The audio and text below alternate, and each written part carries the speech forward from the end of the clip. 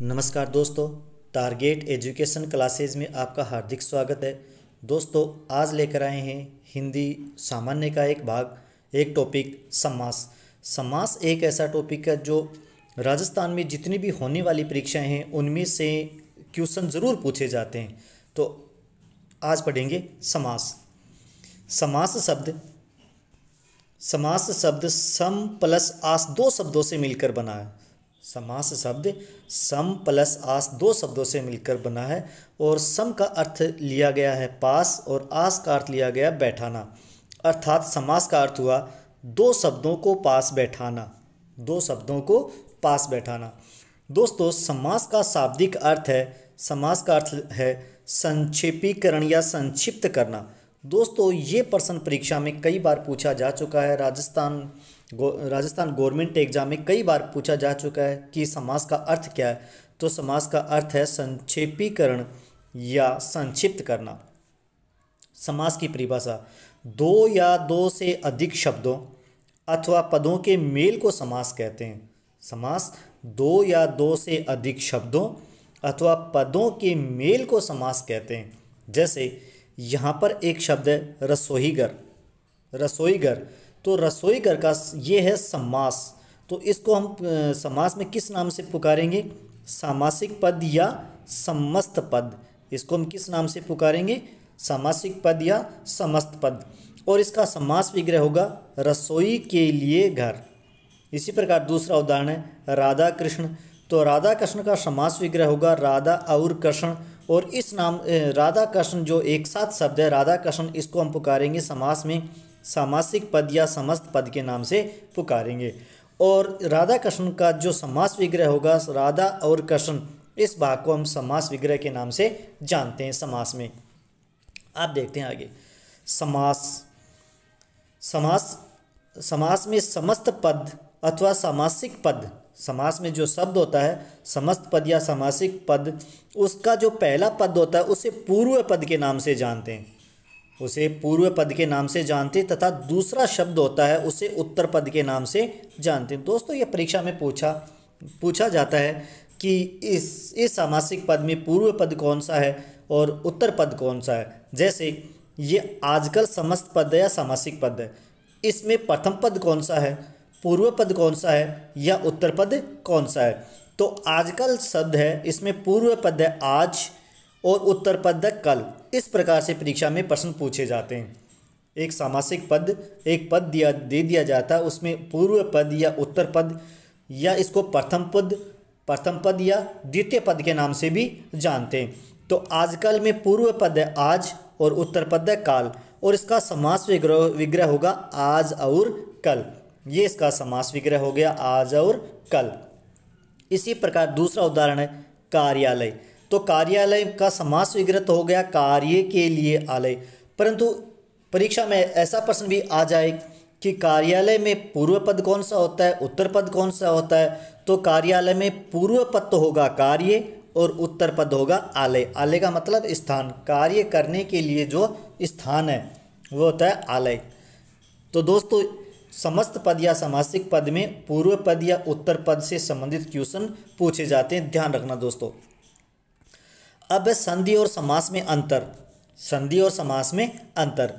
तो संधि वर्णों का मेल होता है दोस्तों, संधि वर्णों यानी स्वर और व्यंजन का मेल होता है, जबकि समास में शब्दों और पदों का मेल होता है। दोस्तों, ये सबसे इंपॉर्टेंट क्वेश्चन है। संधि और समास में अंतर में संधि वर्णों का मेल होता है और समास में शब्दों या पदों का मेल होता है। दूसरा अंतर, संधि के खंड करने की रीति को संधि विच्छेद कहते हैं। शब्द का जब हम संधि विच्छेद करते हैं तो उसको कहते हैं संधि विच्छेद। और समास में सामासिक पदों को विखंडित करने की रीति को समास विग्रह कहते हैं। समास में सामासिक पदों का खंड करने की रीति को क्या कहते हैं? समास विग्रह कहते हैं। तो ये हो गया समास और संधि में अंतर। अब देखते हैं हिंदी में समास 6 प्रकार के होते हैं। पहला अव्ययभाव समास, द्विगु समास, द्वंद्व समास, क्रमधारय समास, तत्पुरुष समास और बहुव्रीहि समास। अब पहला है अव्ययभाव समास। तो दोस्तों, अव्ययभाव समास की परिभाषा है जिस समास का पूर्व पद प्रधान होता है, दोस्तों यहीं पर प्रश्न बनता है अव्ययभाव समास का पहला, कि अव्ययभाव में कौन सा पद प्रधान होता है, तो पूर्व पद प्रधान होता है। और इसका पूर्व पद प्रधान होने के साथ में वह पद यानी पूर्व पद अव्यय होता है। अव्यय का मतलब वह किसी भी प्रकार से परिवर्तित नहीं होता है, लिंग वचन कारकाल से वह परिवर्तित नहीं होता है। ये पूर्व पद की विशेषता हो गई। अव्ययभाव में पूर्व पद प्रधान भी होता है और वह अव्यय भी होता है, तथा उत्तर पद यानी दूसरा पद संज्ञा होता है। दूसरा पद संज्ञा होता है। अब देखते हैं इसके समस्त पद। इधर तो है समस्त पद और यहाँ है समास विग्रह। तो दोस्तों इस अव्ययभाव समास में पहचानने की एक ट्रिक और होती है कि शब्द के पहले उपसर्ग जुड़ा हो, सिर्फ पहचान करने की, उपसर्ग जुड़ा हो तो वहाँ पर अव्ययभाव समास होता है। परिभाषा तो ये हो गई कि इसका पूर्व पद प्रधान होता है और वह अव्यय होता है तथा उत्तर पद संज्ञा होता है। परंतु पहचानने की परीक्षा में ऐसे प्रश्न भी आ जाते हैं कि उनको पहचान पाना थोड़ा सा मुश्किल होता है, तो वहाँ पर हम शब्द में उपसर्ग को देखकर पहचान सकते हैं। जैसे पहला उदाहरण है प्रतिक्षण, तो यहाँ पे क्षण तो हो गया मूल शब्द और प्रति हो गया उपसर्ग। इन प्रतिक्षण शब्द हो गया, प्रतिक्षण तो इसका समास विग्रह होगा प्रत्येक क्षण। दोस्तों परीक्षा में ऐसा भी पूछ लिया जाता है कि समस्त पद दे दिया जाता है और उसका समास विग्रह 4 ऑप्शन में दिया जाता है और चारों में से हमें इसका जो सही ऑप्शन है वो पहचानना है। तो प्रतिक्षण का समास विग्रह होगा प्रत्येक क्षण। इसी प्रकार दूसरा उदाहरण है शप्रसंग, तो इसका समास विग्रह होगा प्रसंग सहित यानी प्रसंग के साथ। प्रत्याशा, आशा के बदले आशा, ये इसमें भी प्रति उपसर्ग है, प्रति उपसर्ग है, प्रति प्लस आशा अर्थात आशा के बदले आशा। निरर्थक, अर्थरहित, निर्लज, लज्जा रहित, ये इनके समास विग्रह हैं। इस प्रकार से अव्ययभाव समास है। अव्ययभाव समास में आगे है 2 बार पुनरावृत्ति वाले शब्द प्राय अव्ययभाव समास के होते हैं, यानी ऐसे शब्द जो 2 बार पुनरावृत्ति वाले 2 बार पुनरावृत्ति हो जाती है वो अव्ययभाव समास के उदाहरण होते हैं। जैसे घड़ी घड़ी, तो ये अव्ययभाव समास का उदाहरण है और इसका समास विग्रह होगा प्रत्येक घड़ी या हर घड़ी। इसी प्रकार अगला है जल्दी जल्दी, बहुत जल्दी, पल पल, हर पल या प्रत्येक पल, मंद मंद, बहुत मंद या बहुत धीरे धीरे, ये इसके समास विग्रह हो गए। यानी 2 बार पुनरावृत्ति वाले शब्द अव्ययभाव समास के उदाहरण होते हैं। दोस्तों इतना ध्यान रखना है, हमें इतना याद रखना है। अब देखते हैं द्विगु समास। द्विगु समास, इस समास में दोस्तों यहाँ पर जय नहीं स है, इस समास में पूर्व पद यानी पहला पद संख्यावाची होता है। दोस्तों यहाँ पर याद रखना कि ऐसा प्रश्न पूछ लिया जाता है कि द्विगु समास में पहले पद की विशेषता क्या है, या ऐसा कौन सा समास है जिसका पहला पद संख्यावाची होता है। तो ऐसा समास जिसका पहला पद संख्यावाची होता है वो द्विगु समास होता है। अब इस समास में पूर्व पद संख्यावाची होता है तथा उत्तर पद प्रधान होता है। यहाँ पर कौन सा पद प्रधान होता है, उत्तर पद प्रधान होता है। दोस्तों समास में 2 पद होते हैं, उत्तर पद और पूर्व पद। दोनों की विशेषता होती है, कहीं पर पूर्व पद प्रधान होता है तो कहीं पे उत्तर पद प्रधान होता है। दोस्तों ध्यान रखना, किसी में दोनों पद प्रधान होते हैं तो किसी समास में दोनों पद ही गौण होते हैं। द्विगु समास की परिभाषा है पूर्व पद संख्यावाची होता है और उत्तर पद यानी दूसरा पद प्रधान होता है। जैसे ये समस्त पद और ये समास विग्रह। जैसे यहाँ पे पहला उदाहरण त्रिभुज, तो त्रि में जो पहला शब्द है वो त्रि है। सामासिक पद 2 शब्दों से मिलकर बनता है, प्रथम पद और द्वितीय पद यानी पूर्व पद और उत्तर पद। तो यहाँ पे त्रिभुज जो सामासिक समस्त पद है वो 2 शब्दों से मिलकर बना, जिसमें से पहला त्रि और दूसरा है भुज। तो यहाँ त्रि संख्यावाची है यानी 3, तो समास विग्रह होगा 3 भुजाओं का समूह है। इसी प्रकार चतुर्मास 4 मासों का समूह है या 4 महीनों का समूह है। दोस्तों जिस समस्त पद में पहला पद संख्यावाची होता है वो द्विगु समास का ही उदाहरण होता है। अगला है सप्ताह है 7 दिनों का समूह है, 2 पैर 2 पहरों का समूह है। शताब्दी सत, ये पहला पद है, सत्य और आब्दी यानी शताब्दी का अर्थ हो गया 700 वर्षों का समूह है। इसी प्रकार दशक 10 वर्षों का समूह है। आगे है द्वंद्व समास। द्वंद्व समास में दोस्तों जिस समास में दोनों पद प्रधान होते हैं, दोस्तों ये एक ऐसा द्वंद्व समास ऐसा जिसमें दोनों पद ही प्रधान होते हैं। पहला पद और उत्तर पद दोनों ही प्रधान होते हैं, दोनों के बिना ही इस समास में काम नहीं चलता है। दोनों पद ही मुख्य होते हैं तथा इनका विग्रह करने पर जो समास विग्रह करते हैं उनके बीच में ये पद और, तथा, या आदि शब्द जुड़ जाते हैं या आ जाते हैं। जब समस्त पद का समास विग्रह करते हैं तो उनके बीच में और, तथा, या आदि शब्द आ जाते हैं, जुड़ जाते हैं। जैसे स्त्री पुरुष ये समस्त पद है, इनका समास विग्रह करेंगे तो जो होगा स्त्री और पुरुष, स्त्री और पुरुष। दोस्तों यहाँ पर स्त्री और पुरुष समस्त पद है और दोनों पद ही प्रधान है, दोनों में से कोई भी पद गौण नहीं है। दोस्तों ये द्वंद्व समास की विशेषता है कि दोनों ही पद प्रधान होते हैं। अगला उदाहरण है धर्माधर्म, धर्म और अधर्म, शीतोषण, शीत प्लस उष्ण, गौरी शंकर, गौरी और शंकर। तो यहाँ पर तो दोस्तों ये समस्त पद सारे और शब्द के लगने वाले थे, यानी समास विग्रह करेंगे तो इनके बीच में और आएगा, परंतु सभी में और शब्द नहीं आता है। वो देखते हैं कौन कौन से पद हैं। पाप पुण्य समस्त पद है, परंतु दोनों में से एक ही तो होता है ना कि पाप हो गया या पुण्य, आपको पाप करना है या पुण्य करना है, पाप हुआ या पुण्य हुआ है। तो यहाँ पर दोनों में से पाप या पुण्य, तो यहाँ पर पाप या पुण्य के बीच में या शब्द आएगा। ऐसे समस्त पदों का दोस्तों ध्यान रखना है। अगला उदाहरण है राग विराग, राग या विराग, आय वे, आय या वे, सुख दुख, सुख या दुख। आगे द्वंद्व समास के और उदाहरण दोस्तों, जैसे कंद मूल फल, इसका समास विग्रह होगा कंद मूल और फल। ऐसे नहीं होगा कंद और मूल और फूल, ये नहीं है दोस्तों, कंद कोमा मूल और फल। इसी प्रकार आन बान शान, आन कोमा बान और शान। दोस्तों ये परीक्षा गवर्नमेंट एग्जाम में पूछा भी गया है। इसी प्रकार रोटी कपड़ा मकान, रोटी कोमा कपड़ा और मकान, ये इसका समास विग्रह होगा। दोस्तों इसी प्रकार जो शब्द है 45, इसमें से 45 में समास विग्रह करेंगे तो 40 और 5। दोस्तों यहाँ पर 45 संख्यावाचक शब्द जान करके इसको द्विगु समास का उदाहरण नहीं मानना है।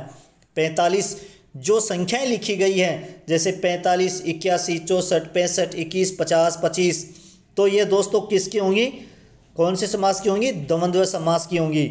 इसी प्रकार अगला 81, 80 और 1, 64, 60 और 4, 60 और 4 64 बनता है। तो ये दोस्तों किसके उदाहरण हो गए, द्वंद्व समास के। आगे है क्रमधारय समास। तो दोस्तों क्रमधारय समास आगे पढ़ने से पहले अगर आपने इस चैनल को सब्सक्राइब नहीं किया तो चैनल को सब्सक्राइब कर दे और बेल आइकन दबा दे ताकि नए वीडियोस का नोटिफिकेशन आपको मिल सके। तो दोस्तों अब पढ़ते हैं टॉपिक की ओर, यानी क्रमधारय समास की ओर। अब है क्रमधारय समास। क्रमधारय समास में दोस्तों इस समास में दोनों पद के बीच, इस समास में दोनों पदों के बीच विशेष से विशेषण या उपमेय उपमान का संबंध होता है। दोस्तों ये परिभाषा परीक्षा में पूछी जा सकती है और पूछी गई भी है कि ऐसा कौन सा समास है जिनमें विशेष से विशेषण और उपमेय उपमान का संबंध होता है। तो दोस्तों ऐसा समास क्रमधारय समास है जिसमें विशेष से विशेषण और उपमेय उपमान का संबंध होता है। दोस्तों अब ये जान ले कि विशेष से विशेषण और उपमेय उपमान होते क्या है। तो जैसे दोस्तों यहाँ पर एक शब्द है कृष्ण मर्ग, तो यहाँ पर कृष्ण तो है विशेषण यानी विशेषता बता रहा है, और मर्ग यानी विशेष से, मर्ग हिरण, ये हिरण की विशेषता बताने वाला कौन सा शब्द है, कृष्ण। इसी प्रकार नील कमल, तो कमल तो हो गया विशेष्य और इसकी विशेषता बताने वाला शब्द है नीला अर्थात विशेषण। इसी प्रकार वज्रदेह, तो वज्र उपमान और देह उपमेय। इसी प्रकार चंद्र बदन, चंद्र तो हो गया उपमान और बदन हो गया उपमेय। तो इस प्रकार से ऐसा समास जिनमें विशेष से विशेषण और उपमेय उपमान का संबंध होता है क्रमधारय समास कहलाता है। अब देखते हैं इसके समासिक पद और समास विग्रह यानी उदाहरण। तो नीलोत्पल, नीलोत्पल समस्त पद है, इसका समास विग्रह होगा नीला है जो उत्पल, ये हो गया समास विग्रह। इसी प्रकार वीरांगना समस्त पद है, इसका समास विग्रह होगा वीर है जो अंगना, वीर है जो अंगना। आगे उदाहरण और है, मुखारविंद, अरविंद के समान मुख, अरविंद का अर्थ होता है फूल या कमल, अरविंद के समान मुख। इसी प्रकार खुशबू, खुश यानी अच्छी है जो बू, सुगंध है जो अच्छी है। महर्षि, महान है जो ऋषि। देहलता, देह रूपी लता, देह के, देह रूपी लता, देह के समान लता। पुत्र रतन, पुत्र रूपी रतन यानी पुत्र रूपी धन या पुत्र रूपी रतन। भवसागर, भव रूपी सागर, भव रूपी सागर। राजीव नयन, तो राजीव यानी फूल या कमल, कमल रूपी नयन, फूलों के समान नयन या आंखें। विराग्नि, विरह रूपी अग्नि। ये हो गए कर्मधारय समास के उदाहरण। दोस्तों आगे है तत्पुरुष समास। तत्पुरुष समास में, इस समास में पूर्व पद की विभक्ति का लोप होता है, पूर्व पद यानी प्रथम पद की विभक्ति का लोप होता है और उत्तर पद प्रधान होता है। दोस्तों याद रखना, तत्पुरुष समास में पहले पद यानी पूर्व पद की विभक्ति का लोप होता है और उत्तर पद प्रधान होता है। दोस्तों तत्पुरुष समास में कर्ता व संबोधन कारक को छोड़कर, पहला कारक और आठवां कारक, कर्ता कारक को छोड़कर अन्य बाकी सभी 6 कारकों का तत्पुरुष समास में प्रयोग किया जाता है। दोस्तों कारक होते हैं 8, पहले उनके बारे में जानते हैं। सबसे पहला है कर्ता कारक जिसकी विभक्ति है नि, दूसरा है कर्म कारक जिसकी विभक्ति है को, तीसरा है करण कारक जिसकी विभक्ति है से अर्थात माध्यम या द्वारा, चौथा है संप्रदान कारक जिसकी विभक्ति है के लिए, पांचवा अपादान कारक जिसकी विभक्ति है से पृथक करना यानी एक शब्द से दूसरे शब्द को अलग करना, एक वाक्य को, एक शब्द को दूसरे से अलग करना, पृथक करना।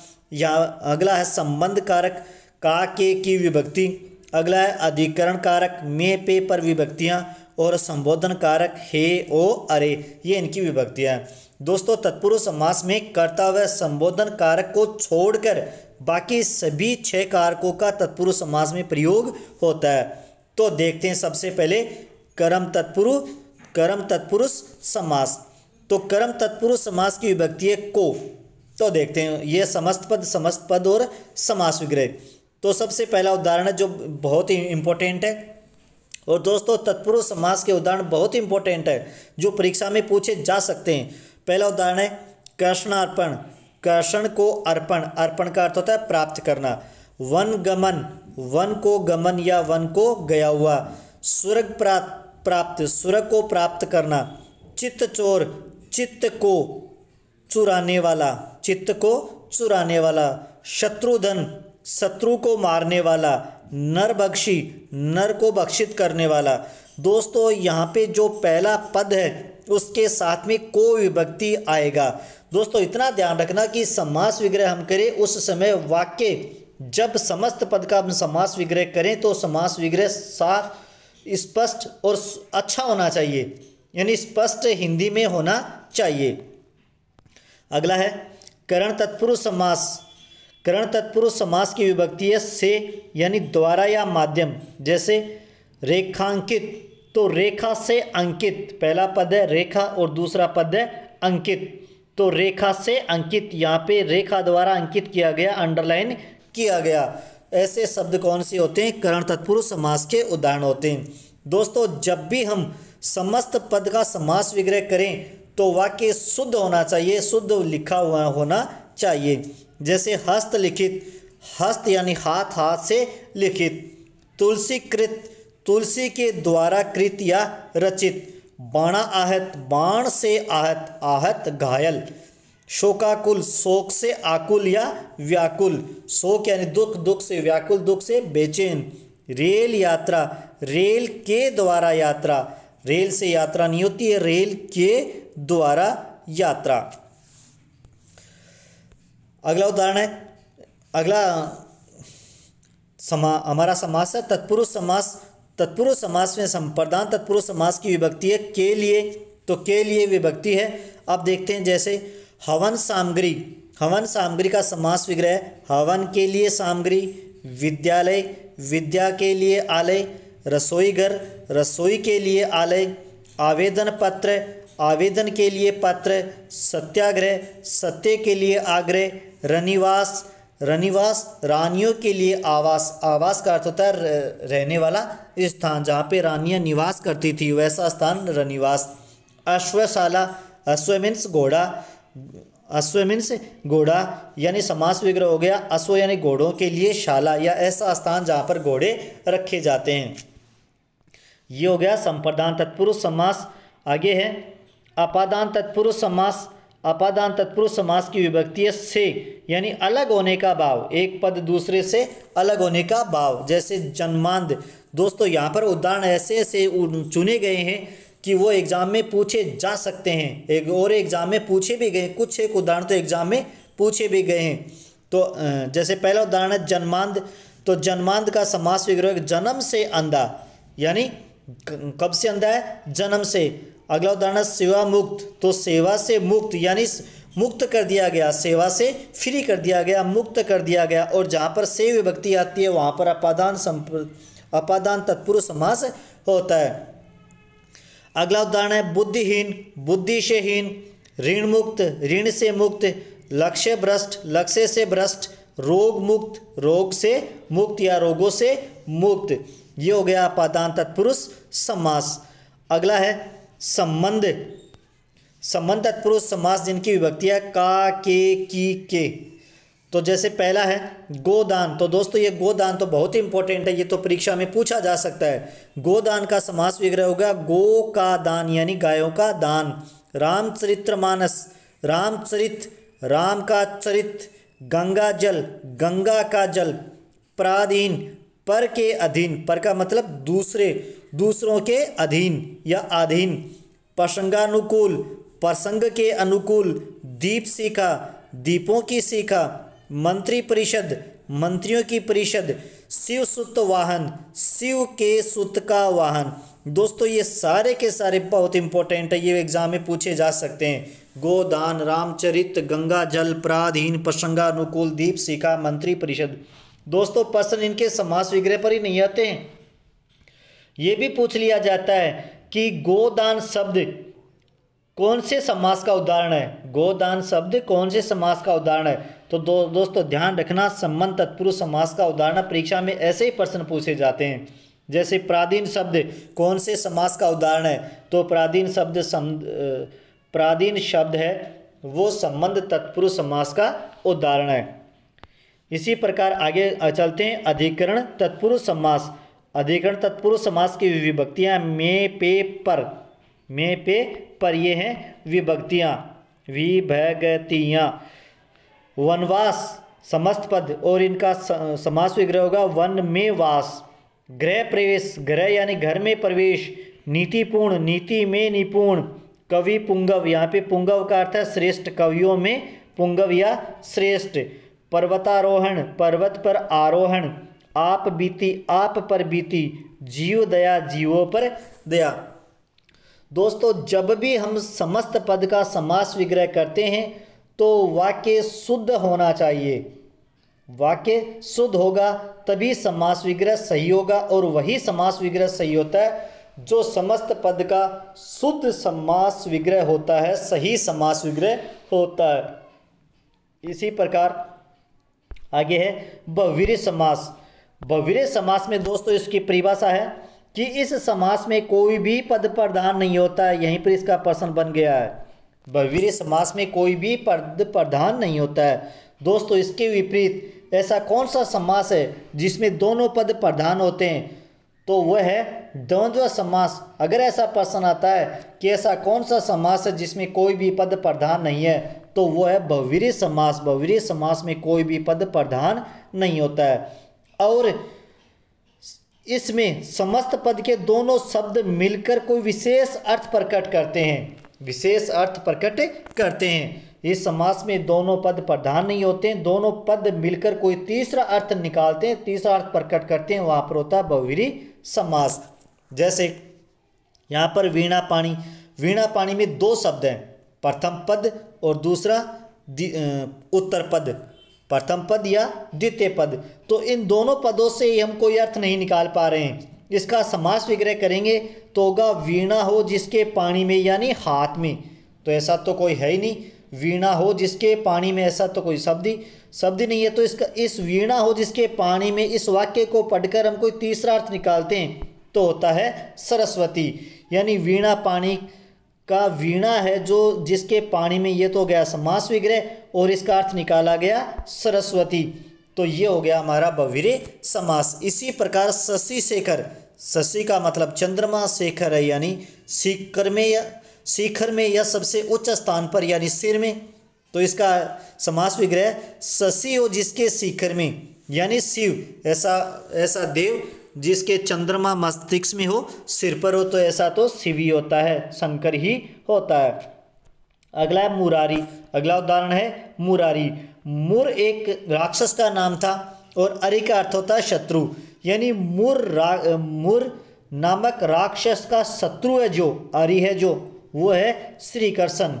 मुरारी शब्द का समास विग्रह है मुर का अरि है जो, यानी मुर जो राक्षस है उसका शत्रु है, वो है श्री कृष्ण।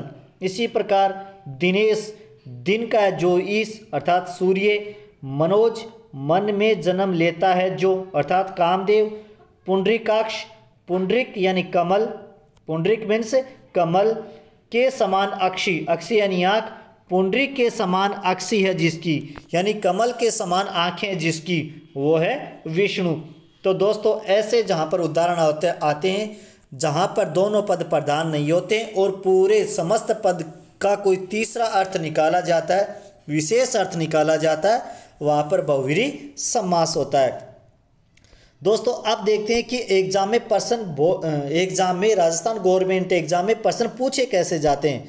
तो दोस्तों ऐसे प्रश्न पूछे जाते हैं कि समास का क्या अर्थ है। तो हमने अभी पढ़ा है, समास का अर्थ संक्षेपीकरण होता है। क्या होता है? संक्षेपीकरण होता है। समस्त पद भी नहीं है, पूर्व पद भी नहीं है, उत्तर पद भी नहीं है। समास का अर्थ है संक्षेपीकरण। क्या होता है? संक्षेपीकरण। दूसरा है किस विकल्प में बहुव्रीहि समास है। दोस्तों अब ये हमें इस प्रश्न को हमें बहुत ध्यान से देखकर हमें पहचाना कि बहुव्रीहि समास की परिभाषा क्या होती है, उनके शब्द किस प्रकार से देखते हैं। तो पंच पात्र, यहाँ पर 5 है। पहला जो शब्द है पूर्व पद है वो संख्यावाची है। तो संख्यावाची किसमें होता है? द्विगु समास में। चतुरारण जिसके 4 है मुख, जिसके 4 है मुख, तो ये इसका उदाहरण हो गया। कौन सा? बहुव्रीहि समास का, यानी 4 मुख वाला।